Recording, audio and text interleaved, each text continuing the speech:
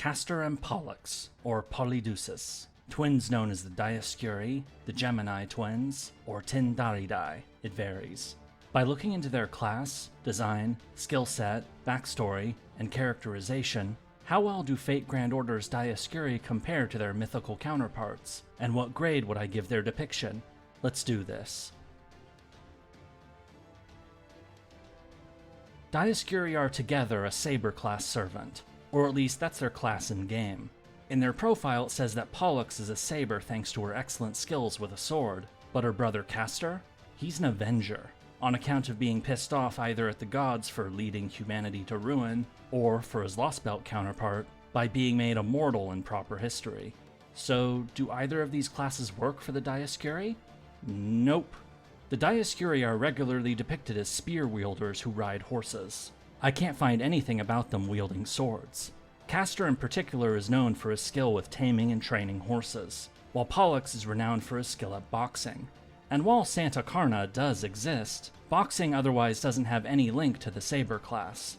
Also, both Castor and Pollux are said to be guardians of sailors, protecting them while on difficult sea voyages. And sea voyage tends to be another thing that earns the rider class. So, just looking at the myths, the Dioscuri really ought to be riders. I can't find a good reason for them to be either a Saber or Avenger. Next up is gender. In Mythology, Castor and Pollux are twin brothers, but in FGO we get a brother and a sister. Pollux gets flipped while Castor stays male. Now, when I pondered this during a stream of Fate Samurai Remnant, check those out by the way, starting at noon Pacific on Saturdays and Sundays. We have lots of fun, interesting, and downright insane conversations. Anyway, during a stream, one person mentioned that the devs might have flipped Pollux so that they could get twin siblings to do the voice acting. Makes sense, I suppose. But another theory I saw is that, perhaps, the servants we have aren't just Castor and Pollux. Because while they are portrayed as twins, they actually are quadruplets, specifically two pairs of twins. And though Castor and Pollux are called twins, it's a bit more complex. Let me explain. The origin of the Dioscuri starts with their mother, Leda, Queen of Sparta. Similar to what we saw with Heracles, Zeus decided to pay Leda a visit, shortly followed by her own husband, Tyndareus. One major difference though is that while Zeus went to Heracles' mom Alcmene disguised as her husband, this time Zeus met Leda while disguised as a swan? Wait, are you telling me that Leda shagged a bird? Hooray, bestiality! Oh my god, did I actually just say that? I hope people know I'm joking. Anyway, the end result of Leda's freaky escapades was 4 children, 2 from Zeus and the other 2 from Tyndareus, meaning that 2 of these children had divine blood, while the other 2 were just normal, boring humans. The children by Zeus and Leda were Pollux and Helen, better known as Helen of Troy, while the children by Tyndareus and Leda were Castor and Clytemnestra, the future wife of King Agamemnon, who she would later murder. Going back to class for a moment, I could totally see Clytemnestra being an Avenger. The reasons why she killed Agamemnon are very understandable. And Clytemnestra is Castor's full sister, and he's an Avenger, so did they merge the 2 characters together? Is Pollux merged with Helen of Troy, and is that why Pollux gets gender flipped? There's no hint whatsoever that that is the case, but it's an interesting thought. The only other idea I have for why they decided to gender flip Pollux is that the Dioscuri tend to be opposites in several ways. Most obviously that Castor is mortal while Pollux is a demigod. Perhaps the devs decided to take this opposite but inseparable twins concept and use that as a reason to make them brother-sister twins rather than 2 brothers. At this point I'm just speculating. They just didn't bother trying to explain this. Getting into their character design, the artist makes it really obvious that these 2 are twins, both with how similar they look, but also that they wear matching outfits. As for that outfit itself, the illustrator says that it is based upon a chiton, a type of clothing going back to ancient Greece. The same goes for the headwear, which resembles a laurel leaf, an award given in ancient Greece to those who won athletic competitions. This is actually a really nice fit, since the Dioscuri were also patrons of athletes due to Castor's skill with horsemanship and Pollux's skill at boxing. The added ornamentation these 2 get, all the gold, further adds to the impression that these 2 are important, either because of wealth or, in this case, because of their heritage. Add in the architecture seen in the background of their ascension forms, and their whole design is full of references to ancient Greece. The Dioscuri have an excellent design as far as I'm concerned. highlighting both the fact that they are a pair of twins, but also several links to their origins in Greek mythology. Moving into their skill set, the Dioscuri's first skill is Star of the King of the Gods, referring to probably the most famous story about the Dioscuri, how they became a constellation. I'll tell the full story in the backstory section, but Zeus, the titular king of the gods, decided to help the twins out after Castor was fatally wounded in a battle. In addition to allowing the pair to alternate days between Olympus and Hades, the two siblings would become two stars in the sky, stars we still know today as Castor and Pollux, which together are part of the Gemini constellation, a constellation that is named after the twins. For the record, Dioscuri is the twins' name in Greek myth, while Gemini is their name in Roman myth. Suffice to say, this is very relevant to the Dioscuri. Dioscuri's second skill is Guardian of Sea Voyagers, which is about how the Dioscuri were seen as patrons of sailors, guardians that sailors would look to so that their voyage would be safe. Specifically, they were associated with a phenomenon known as St. Elmo's Fire, which is a weather phenomenon where, okay, I'm not a science person, so someone who is could explain this way better than me, but it's something about electric currents in the air, how they interact with objects with a very different conductivity. Basically, it creates a glow. It can look very similar to lightning, and is something that sometimes appears around the masts of ships, or in our modern world, aircraft. It's most often seen when there is more electricity in the air than in nearby objects, so think thunderstorms. It could be a warning of incoming lightning strikes. Anyway, this is another solid link to the Dioscuri, one that we will be seeing again before long. Lastly, Dioscuri's third skill is Mana Burst Light Ancient, a generic sounding skill that nevertheless is unique to the Dioscuri, specifically referencing that whole St. Elmo's Fire bit I was just talking about. Since they are associated with that weather phenomenon, that gives them a boost to their own magical energy, and so we get this skill.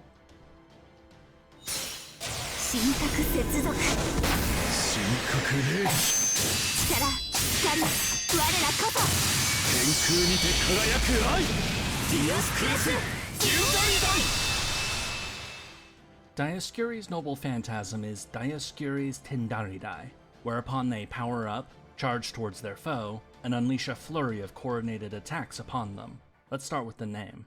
The name Dioscuri means sons of Zeus, even if only one of them, Pollux, was actually a child of Zeus. The Tindaridae bit goes the other way, meaning sons of Tindarius, even if Castor was the only one who was actually a son of Tindarius. So the MP name is just a mix of two different names for these twins. At least they use two different Greek names, rather than mixing a Greek name with the Roman name Gemini. As for the MP itself, the profile states that this MP is a joint attack by the twins that mixes together Castor's anger towards the gods with Pollux's skill at swordsmanship. I already talked about my issues with that when talking about their class. But even without that, at its core this is an MP symbolizing the bond these twins share, how they work together to overcome their enemies. I mean, I guess this works as an MP. It's not great, but it's not completely wrong either. Besides, they kinda already brought out the obvious options in their skill set. The constellation, their role as guardians of sailors, and all that. One cool option might have been something like Don Quixote's MP, with Castor bringing a horse for Pollux to ride, then Pollux to charge into the enemy and punch them in the face, to feature the skills that the two siblings are best known for. Just a dumb idea of mine. Anyway, let's move on. Dioscuri's craft essence is Starlight Sword and Discus, depicting the weapons that Castor and Pollux used in FGO. The CE's text is the twins talking about these weapons, about how they are made out of adamas. Adamas is a material that first appeared in Greek myth meaning diamond, or an exceptionally hard steel, later evolving into the word adamant, or adamantine. Chances are you've probably seen that name as an armor type in various games, probably something really good. Anyway, as interesting as that is, most of the text is just the twins chatting, nothing too substantial. As I mentioned already, the Dioscuri were typically shown wielding spears, and so while they mention that these weapons are made out of a material first introduced in Greek myth, it has no real link to the original Castor and Pollux. Castor's Valentines CE is St. Elmo's Fire, featuring an example of that phenomenon in art form. We've already talked about this, and the CE's text doesn't really add anything beyond highlighting that Castor is a dick, that he had to be talked into giving you a return gift at all. I mean, that's consistent with his FGO character at least. Pollux's Valentines CE is Gemini Sweets, featuring an array of chocolates. The designs on the chocolates are all related to the Dioscuri in some way, be it showing their characters, the constellation, the Gemini astrological symbol, their weapons, and, well, I'm not quite sure what that last one on the right is, but 4 out of 5 is good enough to hammer home the point. It's probably just something I don't recognize right away. Notably, unlike Castor, Pollux's CE text mentioned that she made enough to hand out to everyone in Chaldea. Quite a task. Certainly sets up a contrast between the two siblings, doesn't it? Now for characterization, starting with a look into the legends surrounding the Dioscuri. So there's a bit more of a story here aside from just Castor and Pollux. Going back to ancient times before writing was widespread, there are a wide variety of Indo-European cultures who ended up having a pair of twin deities with very similar traits. Horse riders, guardians of sailors, 2 different fathers, some sort of link to stars or astronomy, and so on. Of the various different divine twins that various mythologies have given us, 2 that have stuck with us are the Ashvins from Hinduism and the Dioscuri, Castor and Pollux, thanks to their links to the stars named after them, astrology, and Nicolas Cage movies. I've already talked about the origins of the twins, that bestiality bit where Zeus visited their mom Leda as a swan and things happened. The end result being 4 children, the demigods Pollux and Helen, and the mortals Castor and Clytemnestra. I should note that, as is typical for Greek myth, there are many different versions of the story, some of which make both Castor and Pollux demigods with divine ancestry. But in the stories where only one of the twins has that ancestry, the story that we will follow, the twin who is a demigod is always Pollux. Anyway, the 4 children, being descended from Zeus and a king, they didn't exactly grow up in poverty. The daughters Helen and Clytemnestra would both be married to kings, while the sons Castor and Pollux would go off on adventures. 2 of those adventures are ones we are already familiar with from previous videos, the journey of the Argo and the Caledonian boar hunt. During the Argo's voyage, on the way to Colchis, the Argo passed by the kingdom of Bithynia, a region that is today the northern coast of Turkey. Anyway, the king there, a man named Amycos, had a habit of challenging people who appeared in his land to a boxing match, with the intent of killing them. He requested to fight the best boxer on the Argo, which was actually Pollux, not Heracles. This turned out to be a really dumb move by Amycos, because Pollux promptly killed Amycos with a single blow to his elbow.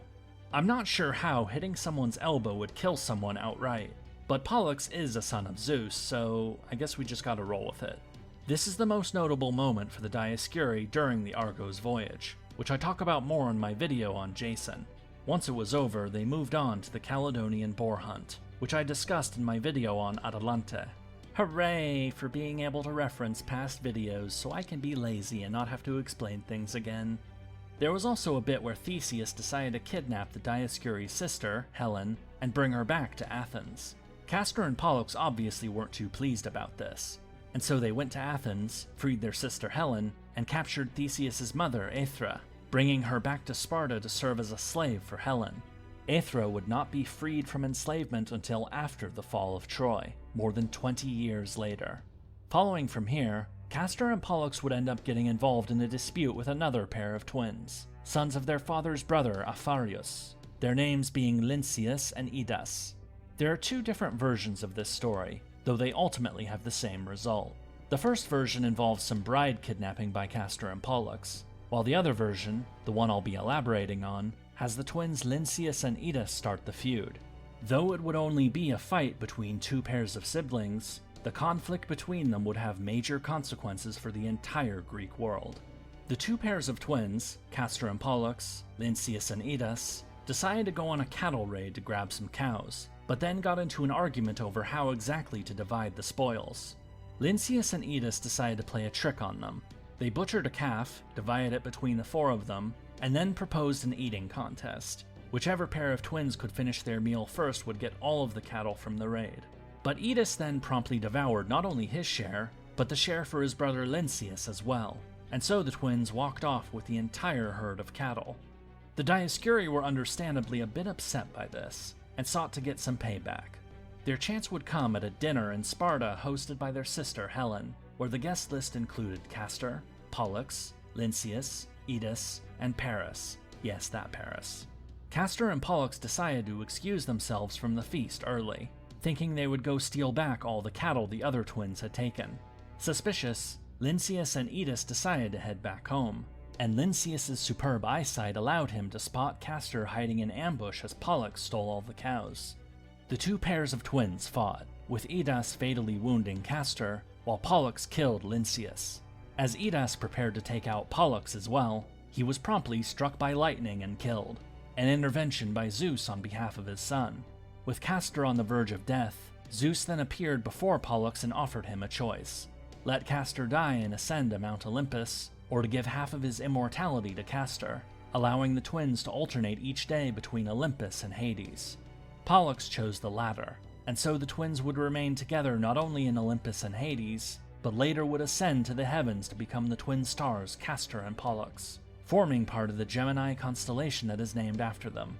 The story of Castor and Pollux, of two twins who shared an inseparable bond, would continue to be revered not only in ancient Greece, but into Roman times and beyond. But remember when I said that this incident had major consequences for the entire Greek world? Well, do you remember when I said that Castor, Pollux, Lynceus, and Etus had all left a dinner being hosted by the Dioscuri sister Helen? Well, that left Helen alone with Paris, who would grab Helen and take her back to Troy. Except this time, Castor and Pollux were not around to rescue Helen from Paris like they did before from Theseus. Without the Dioscuri to help, Helen's husband, King Menelaus of Sparta, sought help from another, his brother King Agamemnon of Mycenae, who would then call upon his own allies, rallying a gigantic fleet of over 1,000 ships to rescue Helen from Paris. The Trojan War had begun. Shifting over to Fate Grand Order, we first meet the Dioscuri in the Atlantic Lost Belt, Atlantis and Olympus. The twins are a servant pair under the command of Kishtaria Wodim, the cryptor in charge of the Atlantic Lost Belt, and also the master of Kindness. Now, normally this is when I do a brief overview of the Dioscuri's role in the story, and how that relates to their mythical version, to see how well they compare against each other. However, either I am a colossal moron, or I just somehow forgot this one detail. But the Dioscuri aren't from proper history. They're from the Lost Belt. This is all laid out in the Dioscuri's in-game profile, that Kishtaria fought the twins, killed them, and then summoned them as servants to fight on his side. But crucially, it was during the process of being murderized that these Lost Belt Dioscuri learned about their proper history versions, and specifically how, unlike their Lost Belt versions, they weren't both divine, that Castor was mortal, that proper history had, in effect, demoted Castor from being a god. This revelation, well, to put it mildly, Castor didn't take it very well. He, and by extension Pollux, got extremely angry about this, and decided to take out their anger on any and all humans. Despite the fact that, they're in a Lost Belt, the humans they encounter had nothing to do with writing their legend in proper history, and so it's all misplaced rage. It's also what makes the Dioscuri hate Kindness so much. Whereas Castor thinks himself as a god who was brought down to being immortal, Kindness is a mortal who, in FGO, has become a divine spirit thanks to his links to Poseidon. Kindness isn't the only character the twins are hostile to. Their spite even extends towards Europa, who is normally a mortal, but whose servant form has been merged with the goddess Hera. Castor's rage towards this supposed insult from proper history, and Pollux's enabling of it, is pretty much the entirety of their character in Atlantis and Olympus. This petty motivation, combined with some of the things we see the Dioscuri do, above all their scene with Kindness in Atlantis, it made these two irredeemable jackasses, with nothing to like about them. Unlike Ashiadomon, whose evil is tempered by the moments when he gets utterly humiliated for the amusement of all, the Dioscuri are just misanthropic jerks, with nothing funny or interesting about them. But worse than that, aside from a few references here and there, you could have slapped any names on these twins and it wouldn't have made a difference, because their connection to the Dioscuri is only skin deep. To be honest, the Dioscuri in the Atlantic Lost Belt to me feel like little more than foils that contrast with other characters that you meet. Not only Kindness, who I've already mentioned, but the twins Adele and Makarios, the two that end up killing the Dioscuri in Olympus. Their role in the plot isn't to be unique and interesting characters in their own right, but to stand in contrast to other characters in the story, even if that makes them utterly hateable, and lead to feelings of annoyance whenever they appear on screen. But by depicting the Dioscuri this way in the Atlantic Lost Belt, I think the FGO writers made a mistake, because it was only recently when I got spooked by the Dioscuri during my rolls for Summer Ibuki, got their bond up, and saw their profile that I finally put it together that the Castor and Pollux we summon are not the ones from the Lost Belt, but rather their proper history versions. Again, maybe I'm dumb for not realizing it, but as soon as I saw how the Dioscuri were in the Lost Belts, I wanted nothing to do with them. I didn't care that in gameplay terms they're actually really good. And I suspect I'm not the only person who feels this way, because aside from Atlantis and Olympus, to my knowledge the Dioscuri only really have 2 other appearances, which is almost certainly a consequence of the fact that they succeeded a bit too well at making the Dioscuri completely dislikable. Which is a shame because the proper history Dioscuri, the ones you actually summon, they are a little better. Castor's still prickly, but Pollux is much better. Of the 2 other appearances the Dioscuri make outside of the Atlantic Lost Belt, the first is in the Little Big Tengu event, where they are a temporary obstacle while the party is trying to hunt down Taira no Kakekyo, or Evil Ushiwaka. Having been promised to have their wish granted by this Evil Ushiwaka, the twins turn against Chaldea and keep them occupied, though Pollux at least is apologetic about it. But then, after some fighting, the twins' wish is granted, and they are sent into the heavens, becoming the twin stars Castor and Pollux once again. Castor is pretty smug about this, but distant stars can't exactly block people still on Earth, so them being an obstacle to Chaldea ends up solving itself. It's rather amusing, and it also links the twins to the stars named after them, but is otherwise a rather short appearance. The only other appearance the Dioscuri have that I know of is their interlude, which you can't access unless you actually have the characters. This is particularly unfortunate because this interlude is pretty much the best character moment you actually get with the Dioscuri. It's still not much. Castor has a freak out when Pollux gets separated from him, and so he drags the protagonist to search around Chaldea, ending up in the library. With a few others like Jason and Voyager tagging along, you get into how Castor is very protective of Pollux, but that when his sister isn't around, he's actually a much nicer person. Someone who is actually tolerable to be around. Of course, the reason Pollux has gone missing is that she went off to make a gift for Castor, inspired by some of the child servants in Chaldea. It's not a particularly deep story, but it is notable for giving us a story where the Dioscuri are actually kinda likable, something they badly needed. Unfortunately, since you can only see this interlude if you actually have the Dioscuri, it means that their best character moment, such as it is only able to be seen by a small number of people. But even with this, I've got a problem. As already established for both their proper history and Lost Belt versions, Castor is very protective of Pollux. On the surface, there's nothing wrong with this. He's looking out for his twin sister after all. Logically, that makes sense. But let's go back to the mythology. Remember that it was Pollux who gave up half of his divinity so that the twins could stay together, even though they would still have to spend half their time in Hades. In other words, Pollux saved Castor. Perhaps as thanks for that, maybe that's why Castor is so protective of Pollux now that they are servants. It's possible, but it's never mentioned. Nothing at all is said about Pollux sacrificing to save her brother, not even in their profile. All the references to their story are superficial at best, about them being twins, connected to the stars, or how Pollux is a demigod while Castor is mortal. As far as their fate characterization goes, the Dioscuri's connection to their original lore is weak at best. They're really just a pair of twins with the Dioscuri name slapped upon them. And now for the verdict. What grade would I give the Dioscuri's depiction in Fate Grand Order? Well, their character design and skill set are pretty good, as are their Valentines CEs. But everything else, their class choices and their characterization, it's really bad. What connections they do have to the Dioscuri of myth are pretty thin, and their actual story isn't really explored, not even in their interlude. Their connections to other characters in FGO that the Dioscuri met during their lives, well, they have some interaction with Jason and Heracles, but nothing at all with Paris or, later on, Theseus, at least as far as I know. What we get are a pair of twin siblings who have some tiny links to their originals, but little else. Add in the fact that the Dioscuri made themselves utterly hateable in the Atlantic Lost Belt, and they've ended up getting almost no screen time since. Unless the Dioscuri have an event appearance or interlude coming up in the future, they've pretty much just been swept under the rug and forgotten. Not the first time the devs have done that. With their good design and skill set, the Dioscuri had potential if their characters had been better portrayed. But instead, their big moment in the spotlight had them be used as hate sinks, plot devices with little relation to their characters from the myth. And so for a final grade, I'm going to give the Dioscuri, Castor and Pollux, an F. You know, I did Caesar because it had been a while since I'd last given someone an F, and yet here we are again only 2 videos later. In Olympus, the Dioscuri met their fate in the depths of Hades. But do you know what was missing from that death scene? Fire!